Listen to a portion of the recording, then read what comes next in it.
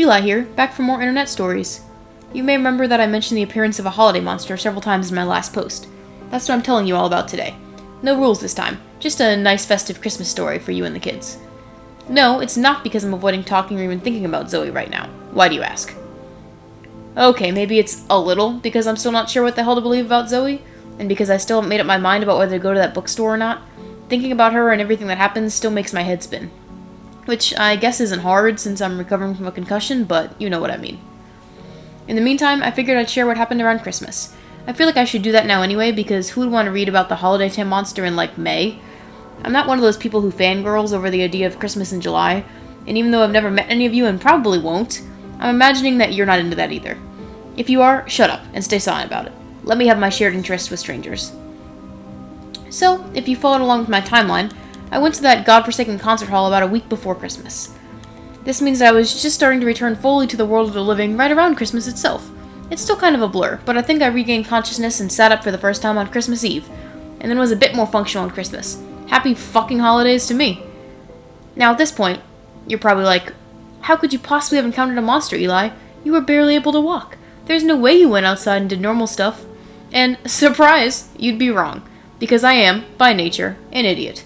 I'm not the biggest idiot in the world. I didn't say go sledding or something. Even if I wanted to, I have a broken arm and a concussion. I'm not that stupid. But on Christmas, I was enough of an idiot that I decided I deserved to celebrate a little bit. Before you criticize me, please remember that, 1, I almost died a week before that, and I really needed to celebrate surviving to see the holiday at all. And 2, this was my first Christmas without my family. Seriously, this time last year, I was sitting on the floor in reindeer pattern pajamas, unwrapping presents, and eating cinnamon rolls with my mom, dad, and siblings.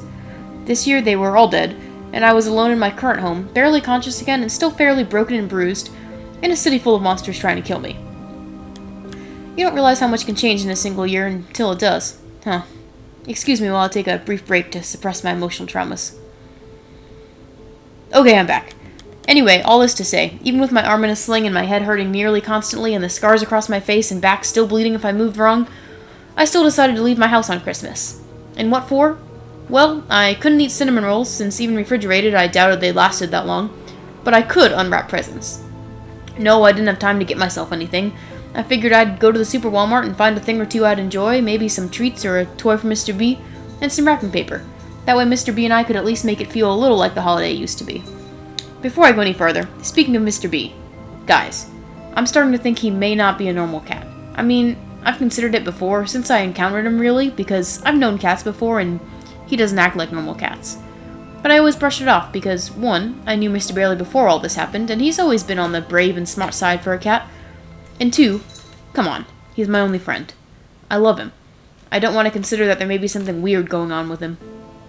But it's been getting harder and harder to ignore.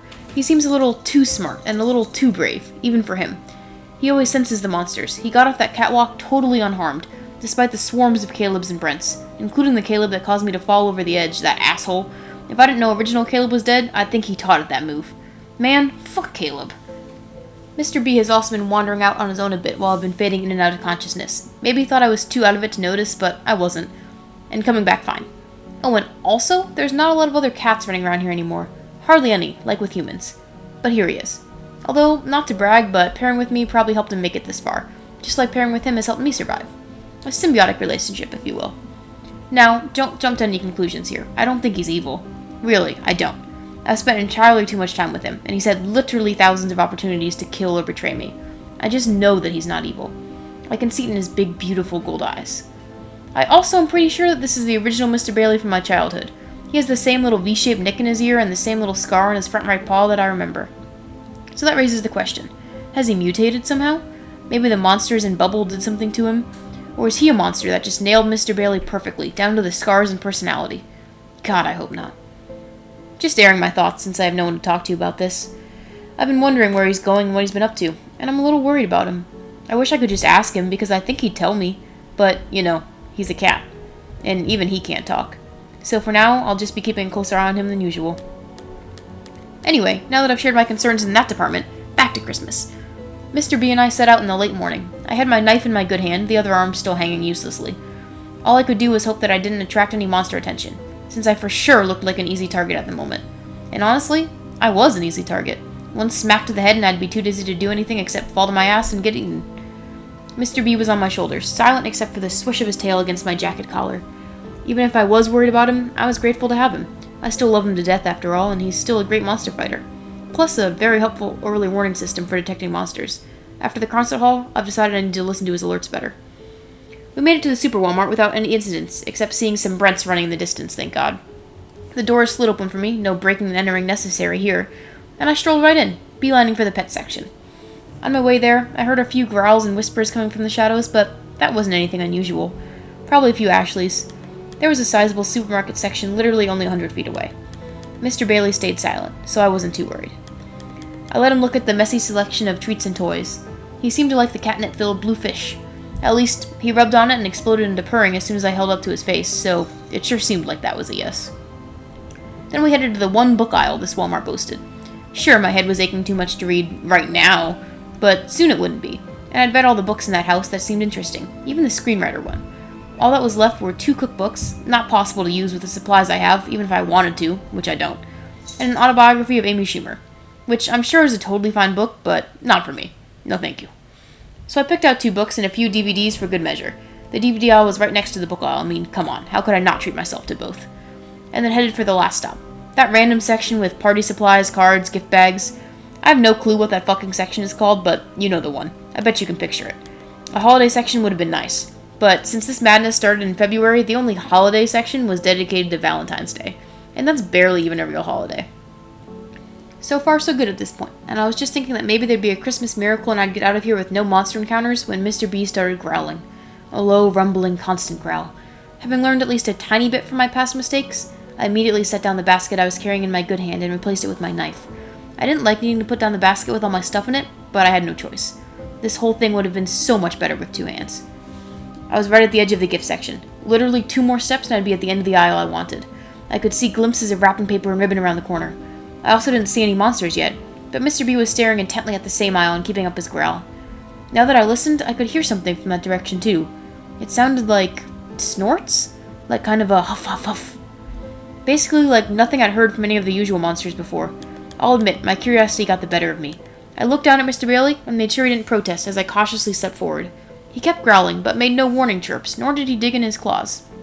That seemed like a green light, so I took the last step, landing me right in the center of the aisle, and turned to face down its length. There, at the other end, by the gift bags, was a reindeer? No, definitely not a reindeer, but close. It looked just like that, except for a few things. Its antlers were all sharpened to points. It had dog-like paws instead of hooves, and those paws had claws that were so long and thick I could see them from here.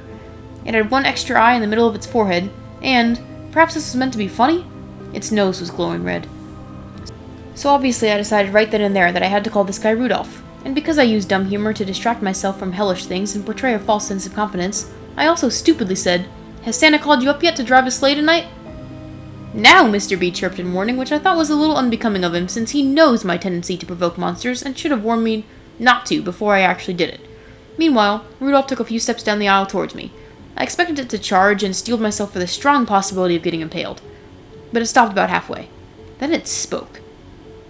"You can make jokes all you want, but you have no Christmas spirit, do you?" Its voice was so deep I swear I could feel it vibrate in my bones. It would have been menacing, except for the words. I laughed out loud. "Christmas spirit? You're fucking kidding me, right?" It took another step. No. Honestly, I was a lot less scared now, and mostly just felt utter disbelief at the sheer ridiculousness of the fact that I was being questioned about Christmas spirit by a monster reindeer in a ruined city where other monsters could kill me at any moment, since those monsters certainly wouldn't care that it was Christmas and that I wasn't feeling very festive. "How much Christmas spirit did you expect me to have in this place?" I said. "Like, seriously, did you think you'd see people actively hanging lights and singing carols? Honestly." Rudolph didn't seem to like this. It took another step closer. The distance between us was shortening. "Those without Christmas spirits in their hearts are dark and sad souls," it said in its deep, bone-rattling voice. "They must be put out of their misery." "Ah, fuck," I said. "Don't tell me you're one of those angel of death types who thinks you're helping people by killing them." There was no response to this except a snort, which I took to mean he didn't appreciate my comment but probably was here to enact a mercy killing of sorts, which I was not down for. I mean, if I'm gonna die here, it's not gonna be at the paws of Rudolph the Red-Nosed Reindeer on Christmas, for fuck's sake. Mr. B chirped nervously at my shoulder, and I got the message, and jumped sideways a half-second before Rudolph did charge this time, It turned around to face me, all three of its eyes now glowing as red as its nose, and before it could charge again, I took off sprinting. "No Christmas spirit," it called behind me as it gave chase. "Your darkened soul must be laid to rest." "Fuck off," I yelled back. "My darkened soul is happy the way it is." I won't bore you with the details of this high-intensity chase, so here's the abridged version. I ran around the Walmart for at least 10 minutes, narrowly avoiding being impaled several times, as it pursued me tirelessly. At this point, I was gasping for breath and the world was starting to spin a bit, and I knew if I kept going, I'd pass out. Rudolph, on the other hand, was still just huffing and galloping after me, no exhaustion in sight. I tried to think of what to do, and the only ideas coming to me were stupid ones. But hey, they've worked before, and it was either that or run myself to death. So I raced for the dumb Valentine's Day section and finally skidded to a halt there, panting heavily, Mr. B at my heels. I was hoping Rudolph wouldn't follow since it was apparently a Christmas entity and probably hated Valentine's Day as much as single people do. And it kinda worked. Rudolph slowed and came to a stop at the end of the aisle, just standing there but not making any move to follow me to where I stood, by stuffed pink bears, equidistant from either end. There was no sound except my labored breathing for a few minutes. When I could talk again, I said, "You want Christmas spirit? I can sing you some Christmas carols. Oh, Christmas tree, oh, Christmas tree." Rudolph's deep voice cut me off. "No singing. Does not change what's in your heart." They weren't one of my ideas. At least the Valentine's thing had worked, although even that seemed temporary, as Rudolph was now tentatively stepping a paw forward. Then another. If I didn't think of something now, he'd be down this aisle in a few seconds, and I'd be dead. And I was pretty sure throwing a pink bear at him would be useless. So I tried my last idiotic idea. I threw my hands up and said, "Fine! You want to know why I have no Christmas spirit?" Rudolph stopped. Its eyes and nose brightened until they were blinding, and I swear it was smiling. "Yes," it said. "Yes. Tell me. But what has happened here is no excuse." I'm sure it thought it had me. It probably thought I was going to proclaim some long speech about how my family being dead and monsters running amok had stopped me from celebrating Christmas. And sure, that was true. However, that wasn't my plan. I simply smiled and said, "Because I'm Jewish, motherfucker." Now, a few things. I'm not Jewish. I did celebrate Christmas before all this. I just didn't think Rudolph needed to know that, and I was banking on the fact that it wasn't all-knowing. Also, for the record, I didn't really think this would work. I was mostly just being a smartass. But it did work. Because Rudolph's eyes stopped glowing, and without another word, it turned around and just walked away. After a few seconds, I poked my head out of the aisle to watch, but it was gone. Vanished into thin air. Maybe it went to the North Pole to help Santa. Ha! No, but seriously, it was just gone. I went back, grabbed my basket of stuff and a roll of wrapping paper, and booked it out of there before it could come back. And yes, Mr. B and I did end up having a little Christmas of our own, and it was nice. Honestly, I did have Christmas spirit. If Rudolph had just waited a few hours, it wouldn't have had an issue with me. I haven't seen Rudolph since, and I have a feeling I won't until next holiday season if I'm still here by then. God, I hope not. I hope I've escaped or been saved by then, because I'm not sure it'll believe I'm Jewish again. This whole thing did get me thinking, again, about what has caused the dome to descend and where the monsters come from. I've considered a lot of theories. After my encounter with Zoe and now with Rudolph, I'm really starting to think that someone set this all up, that the monsters are being controlled or directed somehow. Maybe it's the government. Maybe it's scientists doing some psychotic experiment. Maybe it's a monster king or queen, and hell, maybe that leader of the monsters is Zoe. I have no fucking idea. But it sure looks more and more like the monsters are being given orders. Why else would they gather in hordes and wait to attack like they did in the concert hall? Why else would Rudolph walk away and vanish after thinking I'm Jewish, and therefore the Christmas spirit wouldn't bother me? Anyway. Happy holidays, y'all. Now that it's the new year, I'm sure as shit hoping this will be the year I get out of this hellhole. My New Year's resolution? Get out of here or die trying, and preferably kill some monsters on the way. 2021, bring it on.